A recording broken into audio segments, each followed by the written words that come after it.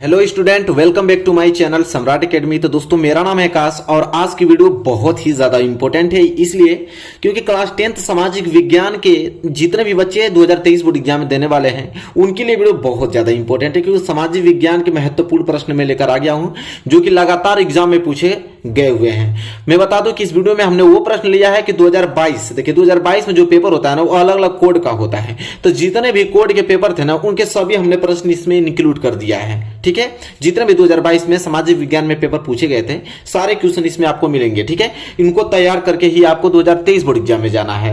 तो मेरे प्यारे विद्यार्थियों, लाइक नहीं किया तो लाइक कर दीजिए और चैनल पर नए हैं तो चैनल को सब्सक्राइब करके और बेल आइकन को प्रेस कर लीजिए। चलिए क्वेश्चन नंबर पहला हम स्टार्ट करते हैं और इसमें से जितने भी क्वेश्चन का आंसर अगर आपको मालूम होगा तो जल्दी से आप कमेंट बॉक्स में इसका आंसर जरूर हमसे पहले ही आप उसको बता डालिए। ठीक है, चलिए पहला प्रश्न। और एक मैं बताता हूं हमेशा से कि आप लोगों को एक नोट्स बनाते चलना है। अभी से एक नोट्स बनाते चलिए हर एक सब्जेक्ट का। मैं 6 सब्जेक्ट पढ़ाऊंगा, 6 सब्जेक्ट का अलग अलग नोट्स होना चाहिए ताकि आप लोगों को उसमें जितने क्वेश्चन कराता हूं उसको लिखे रहिए और एग्जाम तक बस उसको रिवीजन करके चले जाइए।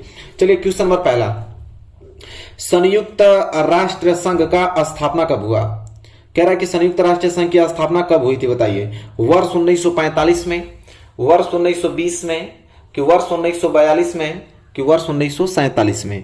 4 ऑप्शन दिया हुआ है और 4 में से कोई ना कोई एक ऑप्शन सही है। जल्दी से कमेंट कीजिए हमें कि संयुक्त राष्ट्र संघ का स्थापना कब हुआ था। ठीक है, तो मेरे प्यारे विद्यार्थियों, आई होप आप क्लियर कर लिए होंगे, इसका ऑप्शन भी दे दिए होंगे। तो वर्ष 1945 में ऑप्शन ए इस क्वेश्चन का राइट आंसर है। संयुक्त राष्ट्र संघ का स्थापना कब? 1945 में। चलिए क्वेश्चन नंबर दूसरा, निम्न में से कौन सी रोपड़ फसल है? आपको बताना है कि इसमें से कौन सी रोपड़, ये रोपड़ फसल है, बताइए। गेहूं, चना, गन्ना, मूंगफली। ठीक है, बताइए कि निम्न में से कौन सी रोपड़ फसल है। ठीक है, तो जल्दी से कमेंट के माध्यम से हमें इसका आंसर बताइए और फाइनली मैं जल्दी ही आप लोगों को आंसर बताने वाला हूं, पहले आप लोग कमेंट कर लीजिए। तो निम्न में से कौन सी रोपड़ फसल है? तो गन्ना। क्या गन्ना जो है वो रोपड़ फसल है। चलिए क्वेश्चन नंबर दूसरा भी क्लियर हो गया। क्वेश्चन नंबर तीसरे की तरफ बढ़ते हैं। क्वेश्चन नंबर तीसरा है, निम्न में से कौन सी रेशेदार फसल है? निम्न में से कौन सी रेशेदार फसल है? कपास, आप बी जो है जूट, प्राकृतिक रेशम, कि ये सभी? बताइए। रेशेदार फसल पूछे हमसे, क्या रेशेदार फसल, कि निम्न में से कौन सी रेशेदार फसल है? तो देखिए कपास भी आपका रेशेदार फसल है, जूट भी है, प्राकृतिक रेशम भी है, इसलिए हम ऑप्शन जो क्लिक करेंगे वो ऑप्शन डी पे करेंगे। ठीक है, ये सभी क्या है? रेशेदार फसल है।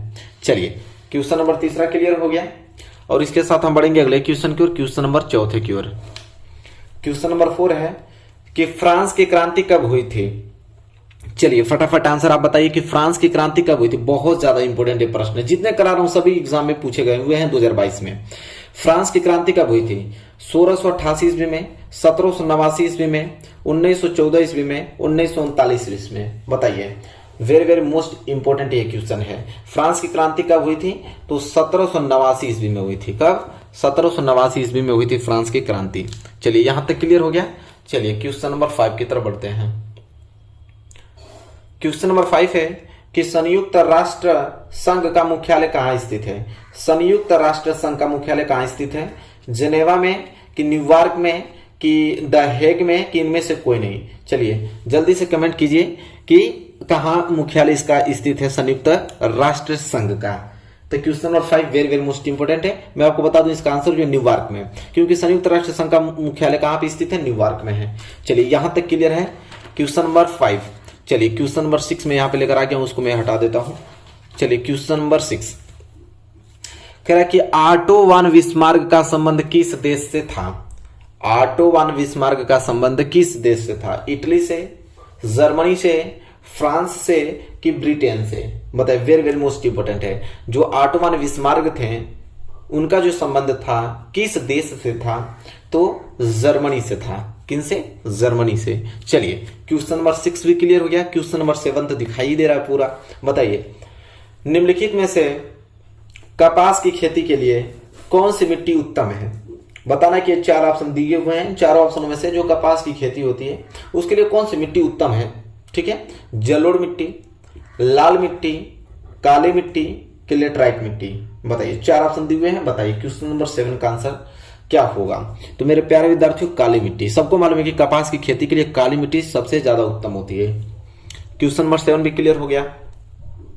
क्वेश्चन नंबर 8 की तरफ बढ़ चलते हैं। देखिए क्वेश्चन नंबर 8 कह रहा है कि राष्ट्रवाद का प्रारंभ सर्वप्रथम किस देश से हुआ? कह रहा है कि जो राष्ट्रवाद था, जो उसका प्रारंभ हुआ, वो सबसे पहले किस देश से हुआ?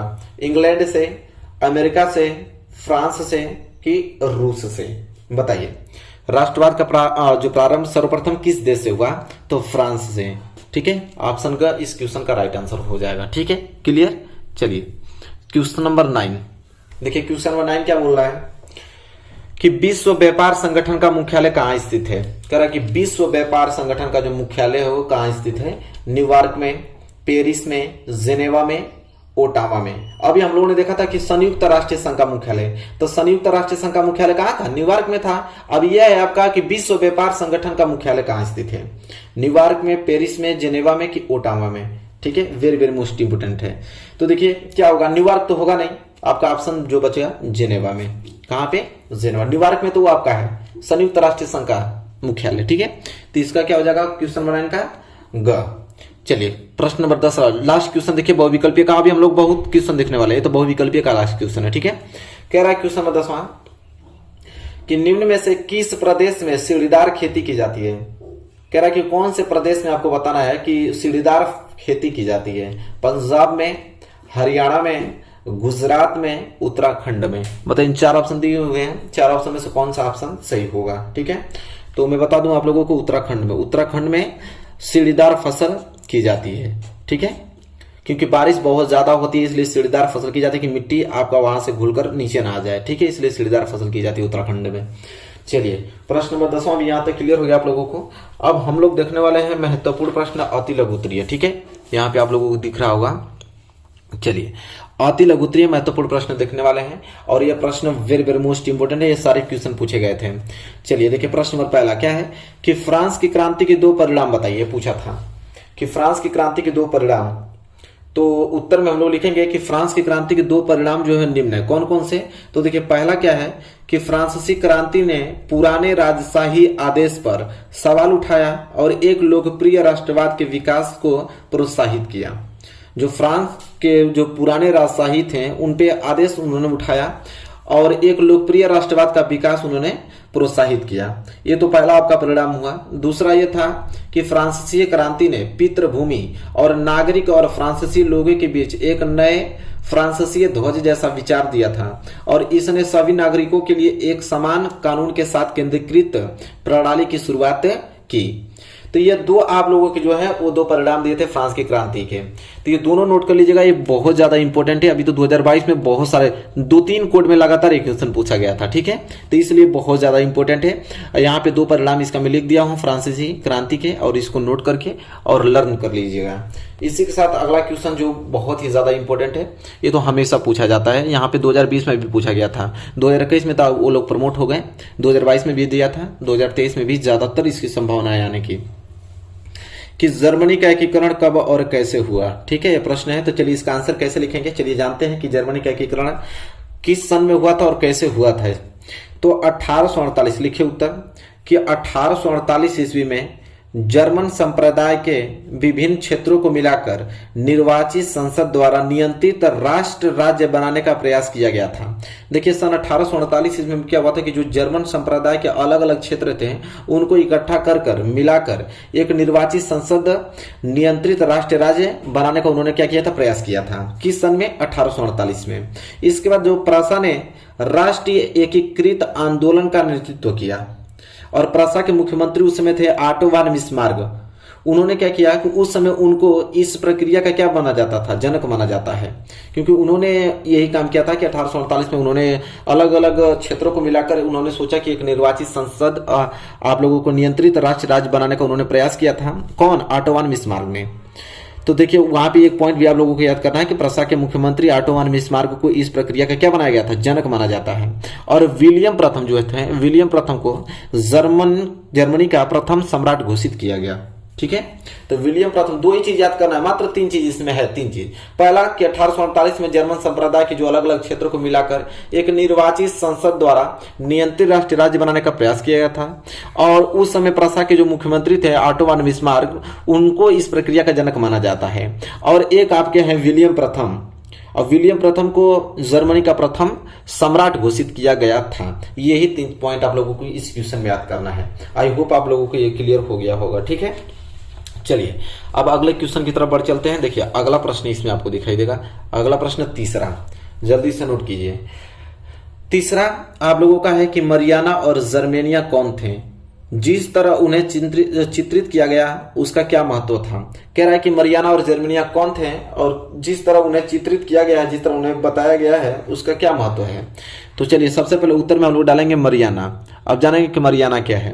कह रहा है कि यह एक ईसाई लोकप्रिय नाम है। जो मरियाना है वो ईसाई लोकप्रिय नाम है। पहला पॉइंट तो ये आप लोगों को याद होना जाना चाहिए, जिसे फ्रांस ने जन राष्ट्र के विचार को रेखांकित करने के लिए नारी रूप में चित्रित किया। अतः फ्रांस ने अपने स्वतंत्रता के नारी प्रतीक को यही नाम दिया। जो फ्रांस के स्वतंत्रता के नारी लोग थे, ठीक, महिला लोग, उनको प्रतीक यही प्रतीक दिया था मरियाना को, ठीक है।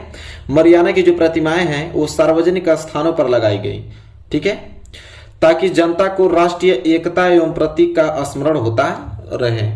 मरियाना के चित्र सिक्कों व डाक टिकटों पर भी अंकित किए गए। तो ये तो मरियाना की कहानी है। पूरा डिटेल में हमने यहाँ तक अच्छे तरीके से लिखा है, ठीक है। एक दो बार पढ़ेंगे तो पूरा आप लोगों को कंसेप्ट क्लियर हो जाएगा, ठीक है। इसको जरूर नोट कर लीजिएगा। ये तो मरियाना है। इसके बाद जर्मेनिया किसे कहते हैं, तो देखिए जर्मेनिया ये है कि ये जर्मन राष्ट्र की नारी रूपक थी। जो जर्मेनिया है यह जर्मन राष्ट्र की नारी रूपक थी, और जर्मेनिया के जो प्रत्यक्ष साक्ष्य अभिव्यक्ति के लिए वह वलुत वृक्ष के पत्तों को मुकुट पहनती है, ठीक है। किसके वृक्ष के मुकुट का पहनती है, तो वलुत वृक्ष। यह बहुत इंपॉर्टेंट नाम याद कर लीजिएगा। वलुत वृक्ष के पत्तों की क्या पहनती है, मुकुट पहनती है, और जिससे हम क्या कहते हैं, जर्मन वीरता का प्रतीक माना जाता है। जो वृक्ष पहनती है मुकुट वलुत वृक्ष का, उन्हें जर्मन जो वीरता का क्या माना जाता है, प्रतीक माना जाता है। और जर्मेनिया के हाथ में जो तलवार दी गई, उस पर, जो जर्मेनिया के हाथ में तलवार दी गई थी, उस पर जर्मन तलवार जर्मन राइन की रक्षा करती है। किनकी, तो जर्मन तलवार जो है वो जर्मन राइन की क्या करती है, रक्षा करती है। अंकित है कि जर्मेनिया का जो चित्र है वो स्वतंत्रता, न्याय और गणतंत्र जैसे विचारों को क्या करते हैं, प्रतीकात्मक रूप से व्यक्त करता है, ठीक है। कह रहा है कि जर्मेनिया का जो चित्र है वो स्वतंत्रता, न्याय और गणतंत्र जैसे विचार को प्रतीकात्मक रूप से क्या करता है, उसको व्यक्त करता है। तो ये कहानी थी मरियाना और जर्मेनिया की, ठीक है। बहुत ज्यादा इंपॉर्टेंट। अभी तो 2022 का मॉडल पेपर जो लॉन्च था उसमें यह प्रश्न पूछा था कि मैं पूछूंगा, हालांकि ये प्रश्न भी पूछ दिया, ठीक है। तो ये सारे प्रश्न आप लोगों को तैयार होने चाहिए, ठीक है, क्योंकि इस बार भी 30% सिलेबस कट हुआ है, ठीक है। तो ज्यादातर 2022 के क्वेश्चन आपको टेकअप होंगे 2023 में। तो सारे प्रश्नों को आप लोगों को याद करते हुए चलना है। तो आई होप यहां तक तो क्लियर हो गया होगा, कोई डाउट नहीं होना चाहिए। चलिए अगला प्रश्न देखते हैं यहाँ पे, ठीक है। यह प्रश्न बहुत ज्यादा इंपॉर्टेंट है और जल्दी से आप इस प्रश्न को नोट कीजिएगा। प्रश्न यह है कि व्यापार से आप क्या समझते हैं। देखिए हर एक आप लोगों के पेपर कोड में यह प्रश्न आपको देखने को मिलेगा, ठीक है। 2020 में भी यह प्रश्न पूछा था कि व्यापार से आप क्या समझते हैं, कि स्थानीय व अंतर्राष्ट्रीय व्यापार में अंतर स्पष्ट कीजिए। कह रहे हैं कि पहले आप ये बताइए कि व्यापार क्या होता है, फिर आप बताइए कि अंतर्राष्ट्रीय व्यापार क्या होता है और स्थानीय व्यापार क्या होता है। तो सबसे पहले हम लोग जानेंगे कि व्यापार के बारे में। तो देखिए कहा है कि राज्यों व देशों के बीच विभिन्न वस्तुओं का आदान प्रदान ही क्या कहलाता है, व्यापार कहलाता है। कि अलग अलग राज्य हैं, अलग अलग देश हैं, एक देश से दूसरे देश में, एक राज्य से दूसरे राज्य में जो अलग अलग वस्तुओं को हम आदान प्रदान करते हैं, वही चीज आपका व्यापार कहलाता है। और स्थानीय व अंतर्राष्ट्रीय व्यापार में अंतर निम्नलिखित है। तो सबसे पहले हम लोग अंतर्राष्ट्रीय व्यापार जानेंगे। तो अंतर्राष्ट्रीय व्यापार क्या होता है, कि दो देशों के मध्य विभिन्न वस्तुओं का आदान प्रदान अंतर्राष्ट्रीय व्यापार कहलाता है। कह रहा है कि दो देशों के मध्य जो अंतर्राष्ट्रीय व्यापार होता है ना, वो दो देशों के मध्य ही होता है। जैसे ऑस्ट्रेलिया हुआ, इंग्लैंड हुआ, भारत हुआ, पाकिस्तान हुआ। तो भारत से अगर पाकिस्तान में कोई चीज आदान प्रदान की जा रही है, चाहे पाकिस्तान से भारत में कोई चीज मंगाई जा रही है, तो वो आपका अंतर्राष्ट्रीय व्यापार कहलाता है। जब भी अब दो देशों के बीच आदान प्रदान किसी वस्तु की जाती है तो उसमें अंतर्राष्ट्रीय व्यापार के अंतर्गत आता है। तो वही चीज है, दो देशों के मध्य विभिन्न वस्तुओं का आदान प्रदान अंतर्राष्ट्रीय व्यापार कहलाता है। और यह समुद्री, हवाई वह स्थलीय मार्गों द्वारा हो सकता है। समुद्र के द्वारा, समुद्र के नीचे जो जहाजें चलती हैं उनके द्वारा, हवाई जहाज के द्वारा, स्थलीय मार्गों द्वारा जो व्यापार होता है उनका वस्तुओं का आदान प्रदान की जाती है। किसी देश के अंतर्राष्ट्रीय व्यापार की प्रगति उसके आर्थिक विकास का सूचक है। ठीक है, तो ये चीज समझ रहे हैं कि क्या कहना चाह रहा है कि किसी देश के अंतर्राष्ट्रीय जो व्यापार की प्रगति है उसके आर्थिक विकास का सूचक है। कि जैसे भारत में कोई चीज बहुत ही ज्यादा अधिक उपजाऊ है, बहुत ज्यादा अधिक मात्रा में है, तो वह किसी दूसरे देश में अपना व्यापार कर सकता है, उसको बेच सकता है। जहां पे किसी चीज की कमी होगी तो वो दूसरे देश से ले सकता है। तो ये सारी चीजें हैं। तो अंतर्राष्ट्रीय व्यापार समझ में आ गया आप लोगों को। देखिए अस्थानीय व्यापार क्या होता है, तो एक देश के अंदर विभिन्न वस्तुओं का आदान प्रदान स्थानीय व्यापार कहलाता है। देखिए करा कि मात्र एक देश, कोई एक देश है, जैसे इंडिया है, इंडिया में कई राज्य हैं, तो अगर राज्यों के बीच अगर किसी वस्तु का आदान प्रदान हो रहा है तो वह स्थानीय व्यापार कहलाता है। तो वही कह रहा है कि एक देश के अंदर विभिन्न वस्तुओं का आदान प्रदान स्थानीय व्यापार कहलाता है। और स्थानीय व्यापार आपके शहरों में, कस्बों में और गाँव में होता है। तो आई होप क्लियर हो गया होगा आप लोगों को कि व्यापार क्या होता है, अंतर्राष्ट्रीय व्यापार क्या होता है, स्थानीय व्यापार क्या होता है। ठीक है, चलिए अब क्वेश्चन देखते हैं। अगला क्वेश्चन बहुत ज्यादा इंपॉर्टेंट, सारे प्रश्नों को याद करके ही आपको पहुंचना एग्जाम में। अगला प्रश्न है कि संघवाद क्या है। संघवाद क्या है, इसकी प्रमुख विशेषताएं लिखें। तो चलिए जानते हैं संघवाद क्या होता है। तो चलिए सबसे पहले डालेंगे संघवाद। तो देखिए संघवाद सरकार का एक प्रारूप है जिसमें सर्वोच्च सत्ता केंद्रीय प्राधिकार और उसकी विभिन्न अनुषंगिक इकाइयों के बीच बढ़ जाती है। कह रहा है कि संघवाद जो है सरकार का एक प्रारूप है जिसमें सर्वोच्च सत्ता केंद्रीय प्राधिकार और उसकी विभिन्न अनुषंगिक इकाइयों में क्या करता है, बढ़ जाता है, तो संघवाद कहलाता है। अब हालांकि हमसे संघवाद क्या है तो पूछा है, लेकिन उसकी विशेषताएं भी पूछा है। ये इंपॉर्टेंट क्वेश्चन है, यह आपको देखने को मिलेगा एग्जाम में, इन्हीं को आप लोगों को याद करके जाना एग्जाम में, तो इसको नोट बनाते चलिएगा। अब हेडिंग डालेंगे विशेषताएं। तो संघवाद की प्रमुख विशेषताएं, तो संघवाद की प्रमुख विशेषताएं निम्नलिखित है। कौन कौन सी, तीन में 4-5 चीज की विशेषता बता देता हूं ताकि आप इसको विशेषता को लिखेंगे तभी नंबर पूरा मिलेगा। तो पहला विशेषता यह है कि यह सरकार 2 या अधिक अस्त्रों वाली होती है। जो संघवाद है तो कह रहा है कि ये जो सरकार होती है ना, ये 2 या अधिक अस्त्रों वाली होती है। ठीक है, और दूसरा इसकी विशेषता यह है कि अलग अलग स्तर की जो सरकारें एक ही नागरिक समूह पर शासन करती है। कह रहा है कि अलग अलग जो स्तर की सरकार है वो एक ही नागरिक समूह पर क्या करती है, शासन करती हैं। पर कानून बनाने, कर वसूलने, कह रहा है कि कानून बनाने और कर वसूलने और प्रशासन का उनका अपना अधिकार क्षेत्र होता है। कह रहा है कि यह अलग अलग स्तर की जो सरकार है, अलग अलग स्तर की जो सरकार है वो एक ही नागरिक समूह पर शासन करती हैं, परंतु जब कर वसूलना हो, प्रशासन चलाना हो तो उनका अपना अलग अलग अधिकार क्षेत्र होता है। ठीक है, तीसरा इसका जो विशेषता है वह है कि विभिन्न स्तरों की सरकारों के अधिकार क्षेत्र संविधान में स्पष्ट रूप से वर्णित होते हैं। इसलिए संविधान सरकार के हर स्तर के अस्तित्व और प्राधिकार की गारंटी और सुरक्षा यह देता है, क्योंकि संविधान में इसके वर्णित हैं। ठीक है, इन सरकारों की। चलिए तीसरा आप लोगों की विशेषता हो गया। चौथा यह है कि संविधान के जो मौलिक प्रावधानों को किसी एक स्तर की सरकार अकेले नहीं बदल सकती। कह रहा है कि संविधान की कोई मौलिक प्रावधान है उसको कोई एक सरकार के जो एक स्तर की सरकार है वो कभी नहीं बदल सकती है। ऐसे बदलाव दोनों स्तरों की सरकारों की सहमति से ही हो सकते हैं। और कोई आप लोगों का मौलिक प्रावधान है संविधान में तो उनको अगर बदलना हो तो कोई 2 सरकारों की सहमति से ही वो प्रावधान बदला जा सकता है, मौलिक अधिकार बदला जा सकता है, अन्यथा एक स्तर की सरकार से कुछ भी चेंजिंग नहीं हो सकता है। ठीक है, चलिए चौथा विशेषता हो गया। पांचवा कह रहा है कि वित्तीय स्वायत्तता निश्चित करने के लिए विभिन्न स्तर की सरकारों के लिए राजस्व के अलग अलग स्रोत निर्धारित हैं। कह रहा है कि वित्तीय स्वायत्तता निश्चित करने के लिए अलग अलग स्तर की जो सरकारें हैं वो राजस्व के अलग अलग स्रोत क्या करती हैं, निर्धारित करती हैं। तो ये 5 आप लोगों को हमने क्या बताया, इसकी विशेषता कि संघवाद की 5 विशेषता भी बता दी हमने, संघवाद क्या वो भी बता दिया। सारे क्वेश्चन बहुत ही ज्यादा इंपॉर्टेंट, इसको तैयार करके ही आपको बोर्ड एग्जाम में पहुंचना है। आई होप सारे क्वेश्चन आप लोगों को क्लियर हो गए होंगे। तो आज के लिए इतना ही रखते हैं, मिलेंगे नेक्स्ट वीडियो में। वीडियो पसंद आए तो प्लीज लाइक कीजिए, अभी तक चैनल को सब्सक्राइब नहीं किया तो जल्दी से कर लीजिए, क्योंकि डेली वीडियोस आपको देखने को मिलेगी इंपॉर्टेंट क्वेश्चन के हर एक सब्जेक्ट की। तो चलिए मिलेंगे एक छोटे से प्यारे से नेक्स्ट वीडियो में।